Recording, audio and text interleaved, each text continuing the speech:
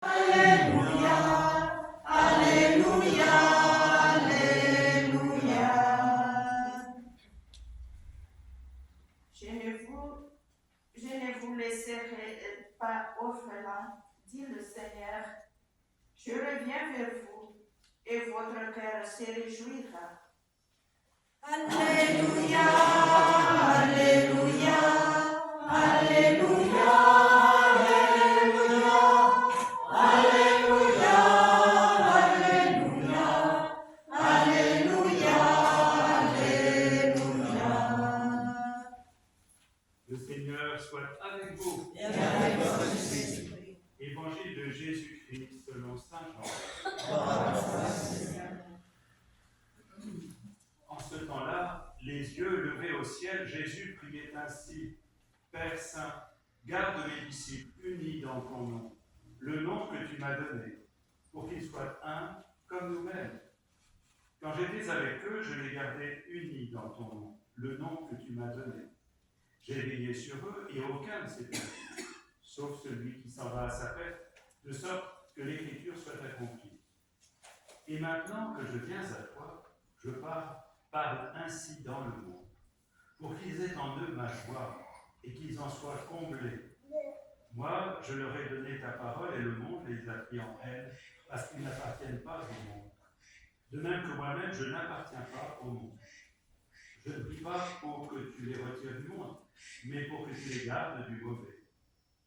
Ils n'appartiennent pas au monde, de même que moi, je n'appartiens pas au monde. Sanctifie-les dans la vérité, ta parole est vérité. De même que tu m'as envoyé dans le monde, moi aussi, je les ai envoyés dans le monde. Et pour eux, je me sanctifie moi-même, afin qu'ils soient eux aussi sanctifiés dans la vérité. Acclamons la parole de Dieu. Louange à toi, Seigneur Jésus.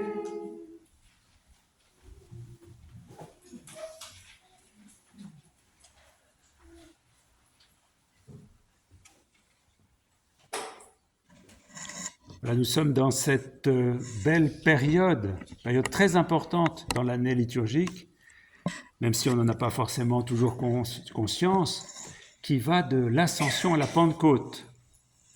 C'est ce temps où notre désir se creuse pour recevoir cette vie qui nous est donnée, cette vie dans l'Esprit. C'est la vie même de Dieu qui doit être mise dans nos cœurs.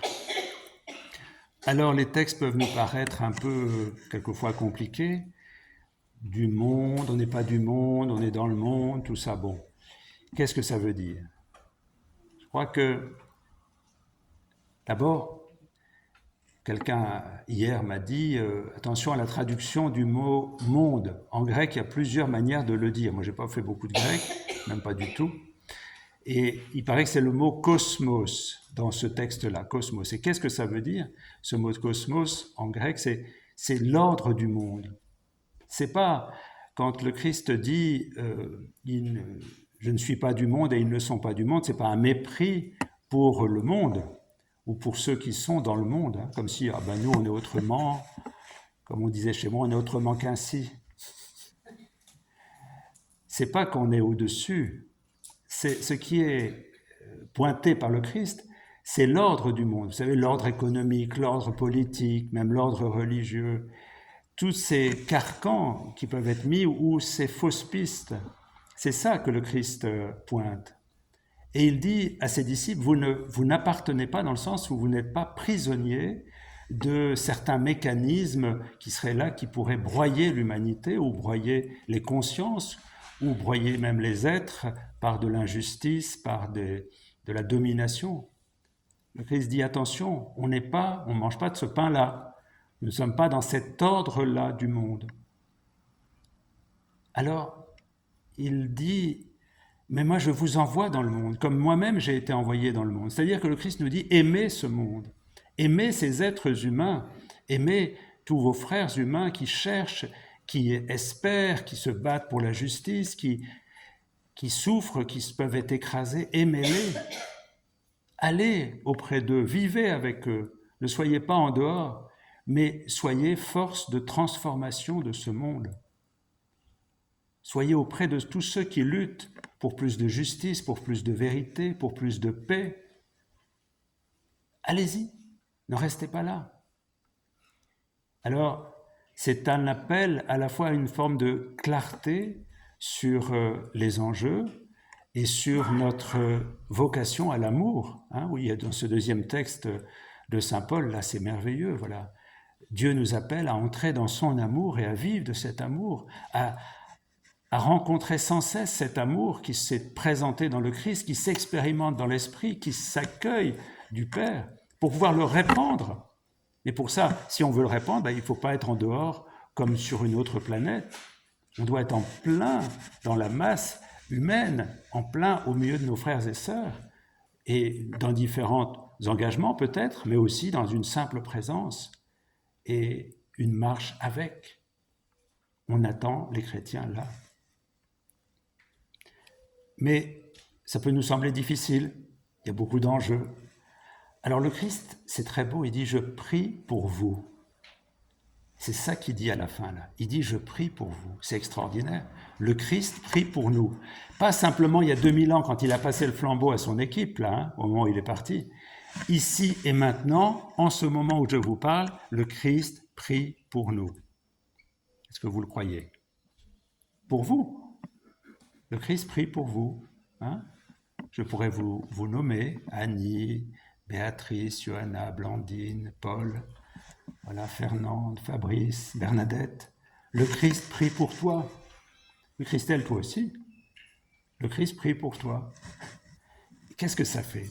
Ça fait qu'en permanence, nous savons que nous recevons des forces neuves du Christ. Parce que le Christ implore pour nous sans cesse, mais il est tourné vers le Père et il dit « Bénis-les, Père, sanctifie-les, consacre-les ». À chaque instant, il y a ce souffle du Christ, du Père, qui est le souffle de l'Esprit, qui est là pour nous. Et dans cette neuvaine à l'Esprit Saint, eh bien, est-ce qu'on va s'ouvrir à cette bénédiction qui vient du cœur de Dieu pour chacun d'entre nous, pour nous permettre d'être pleinement vivants, pleinement présents, pleinement humains? Être chrétien, c'est pas être dans les nuages. Être chrétien, c'est être pleinement humain. Être divinisé, c'est être humanisé. C'est-à-dire comprendre qu'il n'y a pas de vie chrétienne en dehors de l'humanité. C'est pour ça qu'on est dans le monde, mais on reçoit d'en dehors du monde, c'est-à-dire au plus profond de notre cœur, ce jaillissement permanent de l'amour de Dieu qui ne cesse de nous aimer, du Christ qui ne cesse de nous porter dans son cœur, de l'Esprit qui est le compagnon de chemin. Sanctifie-les dans la vérité, c'est ça. Tout simplement, c'est d'être pris dans ce grand mouvement d'amour et que notre cœur soit petit à petit comme imprégné de cet amour de Dieu pour devenir un cœur de chair. Le Seigneur fait de nos cœurs, qui peuvent de temps en temps être un peu de pierre, eh bien, il les transforme en cœurs de chair, en cœurs pleins d'amour. Et la signature de tout ça, c'est la joie. La joie en toutes circonstances, à tout moment. Savoir qu'on peut expérimenter, même si on est dans la tourmente, même si on est dans les difficultés, quelles qu'elles soient, il y a une sérénité, une paix, une joie profonde. C'est pas, je me souviens du curé de ma paroisse il y a 40, 50 ans, qui disait « Moi, je vois pas trop le Christ en train d'éclater de rire. » Je pense qu'il a éclaté de rire de temps en temps, mais je vois plus son sourire. Il y a cette beauté de cette joie toute douce, toute intérieure, toute forte, qui vient du cœur de Dieu, qui fait que toute réalité peut devenir belle et bonne. C'est Étienne Soum, vous savez, qui est allé dans les camps et qui disait « Cette vie si bonne malgré tout, alors qu'elle était quand même dans des difficultés qu'on imagine. » Eh bien que le Seigneur nous donne en ce temps qui va de l'Ascension à la Pentecôte à nous ouvrir le cœur et à demander que nos cœurs à tous soient ouverts à ce jaillissement de l'amour pour que nous soyons transformés par cet amour, que nous soyons plongés au cœur de l'humanité comme des témoins d'espérance et que nous puissions expérimenter cette joie profonde qui vient de cet amour qui se donne.